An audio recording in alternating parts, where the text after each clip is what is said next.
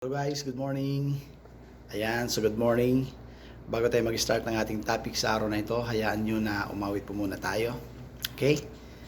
A pure heart, that's what I long for. A pure heart. Parang out of tune yata. Wala sa tono. Yes, out of tune. Pero ito po yung topic na pag-aaralan po natin ngayon. Out of tune. Kapag out of tune pala tayo, kahit gaano kaganda ng song, ng lyrics, ng instruments, ng notes na ginagamit, nakaka-distract at nakaka-irritate. Not for the one, but for everyone. But you know, this can be the same if our hearts are out of tune. Kapag hindi po nasa tuno ang ating pong puso. The same na po pwede pong maging epekto. Nakaka-irritate tayo sa mga taong nakapaligid sa atin at nai-irritate din tayo sa mga simpleng problema, sa mga simpleng pagsubok na ating pong pinagdadaanan. Yung lagi tayong out of control, yung boses natin biglang lumalakas, sinong matapang lumabas, yung gusto natin makipag-away, gumawa ng problema, lumikha ng mga masasamang bagay na hindi naman kailangan sa araw-araw. Yung isipang biglang naglalaro at nakakarating ng kung saan-saan. Diba? Nagiging malikot ang isipan natin at sa isipan pa lang lumilikha tayo ng iba't ibang kasamaan at pagkakasala. Yung feeling irritated tayo lagi sa situations, distracted tayo sa mga taong nakapaligid sa atin, kunting bagay pinalalaki at ang lagi nating nakikita yung mga negativities sa buhay po natin. Well, baka kailangang maituno para mawalang pagiging sintonado. Tuning is a heart matter, ika nga. Ano po ang sinasabi ng Bible dito? Ang sabi po ng Luke chapter 6 verse 45, a good man out of the good treasure of his heart brings forth good, and an evil man out of the evil treasure of his heart brings forth evil. For out of the abundance of the heart his mouth speaks. Nakita po ba natin ang sinasabi po ng talata? Evil treasures of his heart brings forth evil. Kung ano daw yung laman ng ating puso, kung ano yung nature ng ating puso, so yun lang ang kaya nating gawin. At yan ang may bibigay natin. Yung mga mabubuting tao, sapagkat mabuting kanilang puso, nakagagawa sila ng mga mabubuting bagay sa isip, sa salita, at sa gawa. At ganun din sa mga masasamang mga tao. Ika nga, the fruit that we are able to produce is what we have from within. Words, thinking, and action. Another po na verse in Mark chapter 7 verses 20 to 23 it says, and he said, what comes out of a man that defiles a man? For from within, out of the heart of men proceed evil thoughts, adulteries, fornications, murders, thefts, covetousness, wickedness, deceit, lewdness, an evil eye, blasphemy, pride, foolishness, and all these evil things comes from within and defile a man. So yan, all these evil things come from within and defile a man. Lahat daw ng mga nabanggit na yan ay nanggagaling at nag-uumpisa sa puso ng tao at yun ang nagpaparumi sa kanya. So ganon, nagiging sintonado po tayo minsan or kadalasan kasi nagiging out of tune na ang puso natin. It means na kapag out of tune, so lahat ng mga ginagawa natin ay may kaugnayan na sa mali at wala sa ayos na kalalagayan ng ating pong puso. Alam niyo ba si Lord mismo, ang sabi ng Panginoon sa Matthew chapter 15 verse 8, these people draw near to me with their mouth and honor me with their lips, but their heart is far from me. Confirmed, sintonado ang tawag po rito. Ito yung mga tao na minsan nag-honor kay Lord sa pamagitan ng kanilang mga labi, maaaring umaawit ng papuri, maaaring tinatawag si Lord ng nagpre-praise the Lord, tinatawag ang pangalan ng ating Panginoon, ino-honor ang Panginoon ng kanilang mga labi, pero ang reality, ang sabi ng Panginoon, ang kanilang puso ay malayo sa akin. So, it's a heart matter. Ika nga. Ang problema po rito ay ang puso ng tao. Alam niyo ba na kapag katama ang puso po natin, kapag nasa tuno ang puso po natin, ang sabi po ng Bible sa Matthew chapter 5 verse 8, "Blessed are the pure in heart, for they shall see God." Kabalintunaan po yan sa mga binasa po natin kanina na mga talata. Ang talatang ito, kapag katamang puso natin, ang sabi ng Bible, kapag mayroon tayong pure heart, makikita natin ang Diyos. Alam niyo ba na ang talatang ito ay composed ng dalawang pangako sa buhay na ito at sa buhay na darating. Yes. Sa buhay na darating, of course, sa muling pagbabalik ng Panginoon, makikita natin ng mukha ng ating Panginoon. Makikita natin si Lord ng personal. As the word says, "Blessed are the pure in heart, for they shall see God."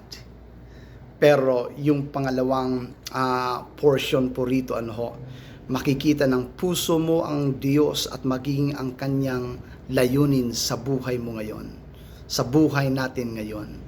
Makikita natin kabutihan ng Panginoon, yung pamamaraan ng Diyos, yung katapatan ng ating Panginoon, kapag katamang puso natin, kapag mayroon tayong pure heart. Bakit hindi natin minsan ma-feel at maramdaman yung pag-ibig ng Panginoon, yung kanyang kabutihan at katapatan, kasi mali na yung attitude ng ating puso, mali na yung laman at motivation ng ating pong puso. Minsan nawawala sa tono. Kaya ang nakikita po natin yung mga negativities na nakapaligid sa atin. Hindi natin makita ang kalakihan ng ating Panginoon. Hindi natin makita ang kanyang pamamaraan. So again, it's a heart matter. Kapag ka-pure ang puso natin at nasa tono, you will be able to see solutions instead of dead end. You'll be able to see God instead of bads. Ano ba yung mga bads? Hatred, anger, bitterness, jealousy, hopelessness, and uncertainties, etc., etc., etc. Ang makikita mo ay ang God instead of bads. Kapag ka-pure ang puso po natin. Alam nyo ba na ang word na blessed po rito, nagre-refer po ito sa state of spiritual well-being and prosperity. Kaya nga ang picture ng salitang blessed sa verse na ito ay para kang bola na pilit na inilulubog sa tubig, pero may pressure ka para lumutang. Nakakita na ba kayo ng ganong klaseng bola, yung puno ng hangin? Pre-press ka pababa pero lumulutang, nagpupumiglas at lumulutang ng kusa.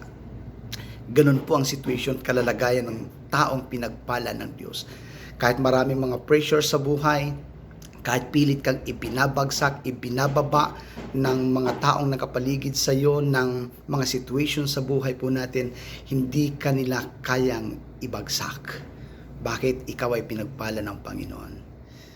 Sa papanong paraan tayo pagpapalain ng Panginoon? Sabi ulit ng binasa po nating talata sa Matthew chapter 5 verse 8, "Blessed are the pure in heart, for they shall see God." And look at the opposite side that might possibly happen. Once na hindi naging pure ang heart natin, or hindi tayo nakarating sa state of blessedness, ang pressure or current natin ay palubog ng palubog. Kunting problema, lumulubog. Kunting bagay, naapektuhan po tayo. Kunting bagay, nakikipag-away, ika nga. So anong kailangan? Maitunong puso po natin.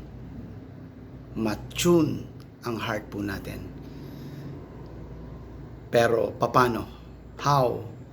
And in what way? Ika nga. Okay, so alam niyo ba sa Greek, yung salitang pure sa Matthew chapter 5 ay galing po sa salitang kataros. Kataros. Pag sinabing kataros, it means to be clean, blameless, unstained from guilt. Yun, blameless.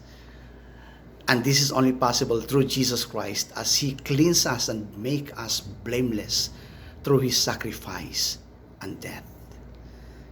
This requires faith, repentance, and submission. Kapag masama ang puso po natin, yung nature ng puso po natin ay masama at hindi tama sa harapan ng Panginoon, ito pong kailangan po natin, manampalataya kay Jesus Christ, magsisi sa lahat ng ating mga kasalanan.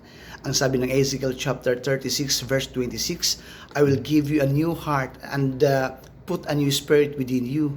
I will take the heart of stone out of your flesh and give you a heart of flesh. So babaguhin ng Panginoon ang ating pong puso at bibigyan tayo ng Panginoon ng pusong masunurin. Pero alam niyo po, minsan, kahit na na-experience na natin ang katotohanan ito, minsan na out of tune pa rin ang puso po natin, di ba? Minsan na preoccupied ang puso natin ng iba't ibang mga struggles, kasamaan, pag-aalala, at minsan nawawala sa tono at nagiging sintunado pa rin. Kung itong problema po natin, alam niyo po, naging problema din po ito ni David nung kanyang kapanahunan. Siya'y nagkasala sa Diyos sa pakikiapid kay Bathsheba. Pero alam niyo ba ang sinabi po dito ni David sa Psalm chapter 51 verses 10 to 11? Paano niya na-restore ang kanyang puso? Paano na isaayos muli at naituno muli ang kanyang puso? Basahin po natin ang sinabi po ni David.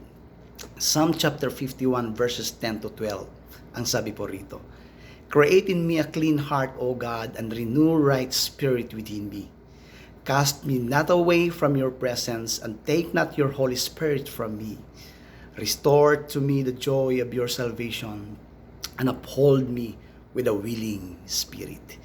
Inamin niya kay Lord, nag-confess siya sa Panginoon, nanalangin siya, nang sabi niya kay Lord, Create in me a clean heart, O God. Alam ni David na marumi ang kanyang puso, hindi siya naging worthy sa Panginoon sa kasalanan kanyang nagawa, at po pwedeng domino effect na ito. Dahil marumi ang kanyang puso, po pwedeng maging marumi ang kanyang pamumuhay, ang kanyang mga iniisip, at ang kanyang buong pagkatao. Kaya ang kanyang panalangin kay Lord, ang sabi niya, Create in me a clean heart, O God, and renew a right spirit within me. Kapag hindi po tamang ating puso, hindi po tama ang ating pong espiritu. Yun pong makikita po natin sa talatang ito. Pero alam niyo ba ang katotohanan po rito at ang kagandahan ng pag-ibig ng ating pong Panginoon? God is able and willing to make you pure and tune again. What you need is a sincere confession and repentance. And God will renew us and make our hearts tune again. Pwedeng matune ulit ang ating puso sa kabila ng ating pagiging out of tune, sa kabila ng ating pagkukulang sa harapan ng ating pong Panginoon. Ito yung mga pamamaraan, ito yung mga bagay na dapat po natin gawin, kagaya ng ginawa po ni David. Confession and prayer. In 1 John chapter 1 verse 9, ang sabi ng Bible, If we confess our sins, He is faithful and just to forgive us our sins and to cleanse us from all unrighteousness. For all unrighteousness. Alam niyo ba, yung salitang confess po rito, ay yung meaning to tell or make known, to declare, to acknowledge. Ang kailangan lang natin gawin ay acknowledge, aminin sa Diyos ang ating pagkakasala, ang ating pagkukulang, at sabihin natin kay Lord na out of tune ako, Panginoon. Gusto kong magpasimula ng bagong buhay ulit. At alam niyo, sa confession po natin, tinutuno ng Panginoon ang ating mga kamalian. Tinutuno ng Panginoon ang ating puso at ang ating pong kalooban. At binibigyan ulit tayo ng Panginoon ng panibagong puso na punong-puno ng pag-ibig at pagmamahal sa Kanya at sa ating pong kapwa. Kapag inililihim po natin ang ating pong mga kasalanan, hindi po ito na itutuno.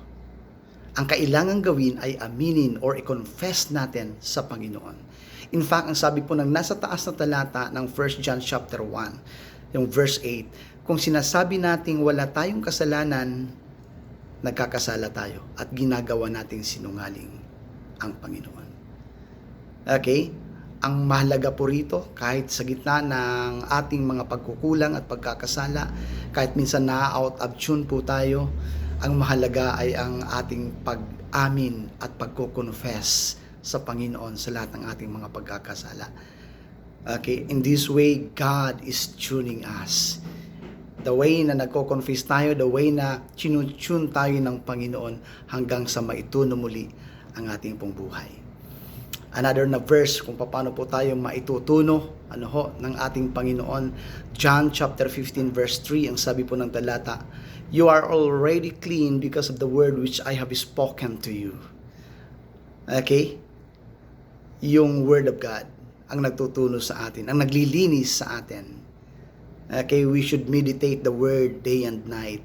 At kapag narinig natin ang salita ng Panginoon, nabasa natin sa Bible ang salita ng ating Panginoon, wag na tayong magbigay ng reasons and excuses. So dapat tanggapin natin, embrace natin ang katotohanan, at yun ang magpapalambot ng pusong matigas po natin. Yun po yung magkukultivate ng ating maruruming puso. Yun po yung mag-tune ng out of tune na puso po natin. The Word of God. And the Word of God. Napakahalaga po niyan para maituno muli ang ating pong puso. In this way, again, God is tuning us. At ang sarap ng buhay kapag ka nasa tuno or hindi po sintonado. Kunting bagay, maraming napagpapala, diba? Kunting ginagawa natin, kunting salita lang, maraming napagpapala, nagiging harmony, nagiging blessings tayo sa mga taong nakapaligid sa atin. Kahit may mga pagsubok tayong pinagdadaanan, hindi tayo kayang ibagsak. Pinagpala tayo ng Panginoon at may kusa kang mag-exceed sa lahat ng situations ng buhay po natin. May kusa kang mangibabaw sa lahat ng sitwasyon.